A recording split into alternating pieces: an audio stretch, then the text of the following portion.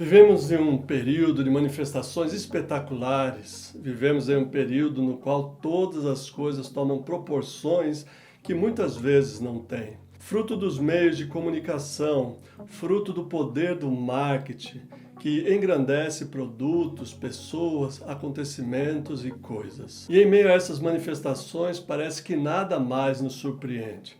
Estamos tão acostumados a ver e a ouvir grandes acontecimentos que do dia para a noite tomam as páginas dos jornais e as telas de televisão, que já não prestamos mais atenção no que realmente importa. Já não prestamos atenção às coisas pequenas, tidas como insignificantes. Em vista disso, é importante meditar no Deus que surpreende, no Deus que se manifesta de forma surpreendente. E é isto que vemos no texto de 1º livro dos Reis, capítulo 19, de 1 a 18. Uma página do ministério do profeta Elias. Muitos de nós, desde a infância, ouvimos grandes histórias deste que consideramos um herói da fé, um herói bíblico. O ciclo de Elias, isto é, a narrativa da trajetória do profeta Elias, nos traz muitos aspectos de uma vida dedicada ao Senhor, de uma vida de vitórias, uma vida pautada nos princípios do Deus de Israel, mas não menos que uma vida humana. Sim, uma vida nos limites da condição humana. No texto, Elias está em uma situação limite. Elias está, podemos dizer, em um beco sem saída. Elias, o profeta fiel à aliança do Senhor Deus, está conturbado. Ele se encontra em uma situação de extrema gravidade. Por um lado, ele está ameaçado de morte pelos profetas de Baal, como pode ser visto no capítulo anterior, 1º livro dos Reis, capítulo 18. Por outro lado, está jurado de morte pela então rainha Jezabel, mulher de Acabe, o rei de Israel. Aos profetas de Baal, morte. Elias sai vitorioso, mas contra o poder de Jezabel, o profeta nada pode fazer. Elias está à mercê deste poder, está com sua vida ameaçada. Elias está com sua vida por um triz, como dizemos, na corda bamba. O texto apresenta o estado de ânimo de Elias como desolador. Não quer e não tem condições de fazer uma análise psicológica da situação. Todavia, as palavras da narrativa denotam um momento de desconsolo, um momento de descaracterização do ser humano. Elias está pedindo a morte. Verso 4. Tragicamente, o profeta, que sozinho há pouco havia zombado e derrotado os 400 profetas de Baal, 1º livro dos Reis 18, agora pede a sua própria morte. Encontramos Elias em uma situação de tristeza, de amargura, de perseguição e de dor, pedindo para si a morte numa situação limite. Elias parece ter bem claro que a única saída deste beco é a própria sepultura. E a saída não é pela direita ou pela esquerda, ou para frente ou para trás, mas para baixo, para dentro de uma cova. A única possibilidade que o profeta vê é a morte. E a única coisa que Elias pode pedir é a morte. Ele não pede livramento, nem ajuda, mas tão somente a morte. Sentou-se embaixo de um arbusto e pediu para si a morte, diz o texto. Elias não é o único a ter essa experiência de pedir para si a morte. Jó teve a mesma experiência, Jó 3. Jeremias teve a mesma experiência, Jeremias 20. Em uma situação de extrema gravidade como a de Elias, em uma situação de sofrimento extremo como de Jó, em uma situação de perseguição como Jeremias, eles pedem para si a morte. É uma situação desesperadora, mas é graças a Deus que ele está nessa situação. É graças à palavra de Javé, é graças ao seu ministério profético, é graças à sua luta política, religiosa e civil que ele está nessa situação. Uma situação de desolação, uma situação limite. Ele deita angustiado e faz só dormir. Um anjo o acorda uma vez e o alimenta. Ele volta a dormir. Uma situação de espera. Elias está em compasso de espera, pois orou e está esperando uma resposta de Deus, porque é um homem acostumado a orar, um homem acostumado a pedir e a ouvir uma resposta, a orar e acontecer. E ele está aguardando, e a resposta vem na direção contrária. Elias, levanta-te e come, fortifica-te, porque o caminho que tens pela frente é longo. Verso 7. E Elias vai para o Horebe. As montanhas no Antigo Testamento e em todo o Antigo Oriente eram consideradas a habitação dos deuses, o lugar onde se pode encontrar Deus. E o Senhor é o Deus que se manifesta, não apenas nas montanhas, mas fora delas também. E encontramos o Senhor nosso Deus no Sinai, no Horebe, em Sião e no Monte Hermon. Elias se dirige para o Horebe. É interessante no texto o fato de que Elias tem que ir para o caminho de Damasco e se dirija para o Horebe, porque existe uma fórmula bastante eficaz de se fugir de Deus para se esconder. É se pôr em evidência. E Elias, fugindo de Deus e pedindo a morte, vai justamente para o monte que o Senhor vai se manifestar para ele. Ele entra numa caverna, passa a noite, e nesta caverna, escondido, com medo, Elias está apavorado com a possibilidade de ser humilhado e morto por Jezabel. É melhor morrer antes do que se entregar com vida nas mãos dos inimigos. Porque derrotado o servo, seu senhor estará derrotado também. Derrotado Elias, o Senhor também estará derrotado. E com medo, e com temor, e com tremor, Elias vai para dentro da caverna no Monte Horebe, escondendo-se e fugindo do seu ministério, do seu trabalho, da sua vida. E é nessa caverna que a palavra do Senhor vem para ele. Que fazes aqui, Elias? Verso 9. O que você está fazendo aqui, Elias?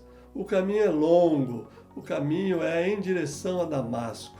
É necessário coroar um rei, é necessário ungir um profeta. É necessário viver a vida cotidiana, voltar à vida pública, à política, ao ministério, à carreira proposta. E você dentro da caverna, que fazes aqui, Elias? E a resposta é uma confissão de fé. Senhor, eu tenho sido zeloso. Os filhos de Israel deixaram a aliança, derrubaram os altares e mataram os profetas, e eu fiquei só e procuram tirar a minha vida. Verso 10. Isso parece plenamente justificável. Qual de nós, humanos, conscientes da nossa condição, do nosso limite, não entraria também e se esconderia em uma caverna? Estrategicamente, é a melhor coisa a se fazer: esconder-se até que a tempestade passe, até que a ameaça se dissipe, até que tudo volte ao normal. Mas o texto vai mostrando que a vida só voltará ao normal com suas lutas e suas dificuldades.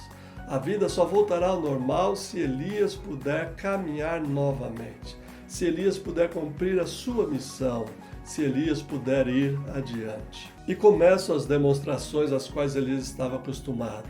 Dispõe-te e vai à porta da caverna, Elias, e o Senhor passará diante de ti. E eis que o Senhor passava e um grande e forte vento despedaçava as pedras diante dele. Porém, o Senhor não estava no vento. Depois do vento, um terremoto, mas o Senhor não estava no terremoto.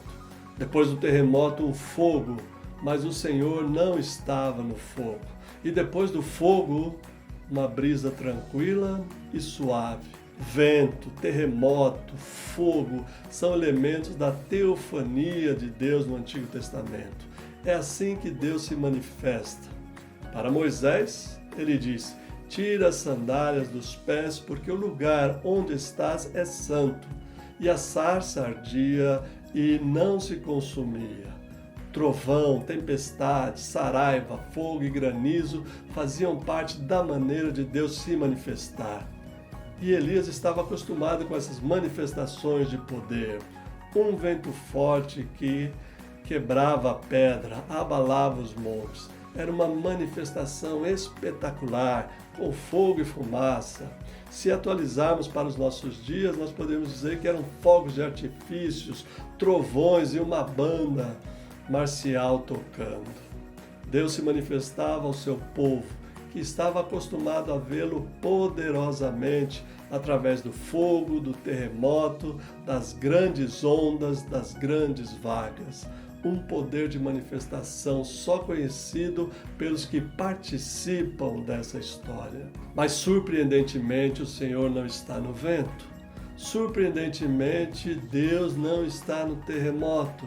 Surpreendentemente o Senhor Deus não está no fogo. Elias vai ouvir a voz de Deus numa brisa leve. O Senhor surpreendentemente passa numa brisa leve. Nem vento, nem terremoto, nem fogo, nem grandes águas, mas uma brisa que Elias pode sentir na sua face, uma brisa de calma, de paz, de tranquilidade. Em uma brisa leve o Senhor está se manifestando de uma forma inusitada, de uma forma até então desconhecida, de uma forma surpreendente. Deus se manifesta de forma surpreendente. E para Elias, acostumado a manifestações de poder, de glória, de fogo, de fumaça, como vira no capítulo anterior, quando desceu fogo e consumiu o holocausto, e as chamas lamberam a água que estava ao redor do sacrifício e consumiu até mesmo as pedras do altar. Agora esse mesmo Deus, com esse mesmo poder, aparece, se manifesta, se dá a conhecer e fala por meio de uma brisa leve. Ouvindo Elias Deus falar, envolveu seu rosto no seu manto e se pôs à entrada da caverna. E eis que veio uma voz e disse: "Que fazes aqui, Elias?" Verso 13. E novamente a repetição do que ele tinha dito no verso 10. "Senhor, eu tenho sido zeloso. Os filhos de Israel deixaram a aliança, derrubaram os altares e mataram os profetas. E eu fiquei sozinho e procuram tirar a minha vida." A palavra do Senhor é esta: "Vai, volta ao teu caminho para o deserto de Damasco, e em chegando lá, unge a Azael, rei da Síria, a Jeú, rei de Israel, e Eliseu, profeta, em teu lugar. Pois também eu conservei em Israel 3.000 joelhos que não se dobraram a Baal, e toda a boca que não o beijou." Versos 15 a 18. A vida retoma o seu ritmo normal quando Elias retoma o seu caminho, animado pela palavra de Deus.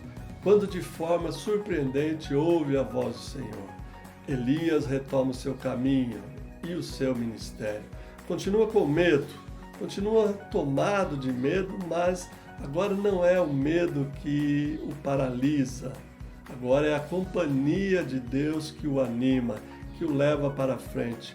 É a reconsideração de que Deus está presente exatamente nas horas em que mais precisamos dele.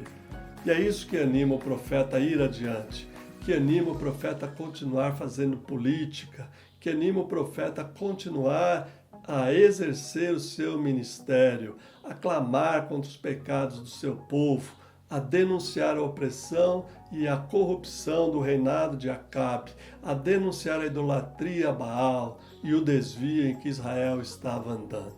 Elias retoma o seu caminho, se reencontra e sai de sua situação limite, do seu estado de quase morte, do seu desejo de desistir, do seu enfrentamento com a dificuldade. E retomando o seu caminho, vai cumprir cabalmente o seu ministério, vai levar adiante a sua vida, a vida volta ao normal. Novas lutas, novas dificuldades, novas situações se depararão na vida deste profeta, como se depara em nossa vida, na vida de qualquer um de nós.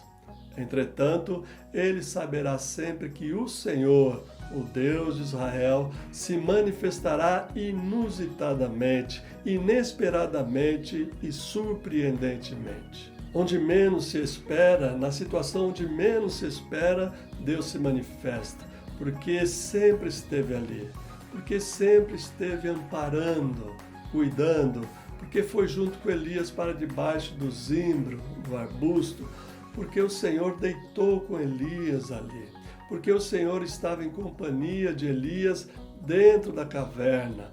E quando Elias sai à porta da caverna, Deus está ali falando com ele. A voz do Senhor é o Deus presente na vida do profeta. Deus presente na vida de todos aqueles que, como nós, confessam o seu santo nome. Quero crer e oro por isso que ninguém esteja em uma situação tão delicada, tão conturbada e tão desesperadora quanto Elias. Mas se estiver, qualquer que for a situação, olhe nas coisas simples ao redor. Olhe nas manifestações que nos parecem insignificantes. Em vez de olhar apenas os fogos de artifício, as bandas marciais, os festejos, olhe também para as coisas simples, para as crianças, por exemplo, e veremos Deus presente. Ouçamos os sons inaudíveis em nosso mundo moderno e ouviremos a voz de Deus falando. Ao contemplar as paredes brancas de um hospital, ou o silêncio e a solidão do nosso quarto, ou naquele facho de luz que atravessa nossa janela pela manhã, ou uma borboleta que pousa em nossa folhagem, ali nós ouviremos Deus, pois Deus nos surpreende a todo momento com uma manifestação em qualquer situação. Não conhecemos toda a vida de Elias, mas essa situação limite foi registrada para que todos saibam que o Senhor Deus está presente onde menos esperamos. Está presente nas coisas que não observamos. Deus está presente entre nós nas coisas pequenas e insignificantes. Olhemos, pois, para elas e sigamos o nosso caminho com a graça do bom Deus. Amém.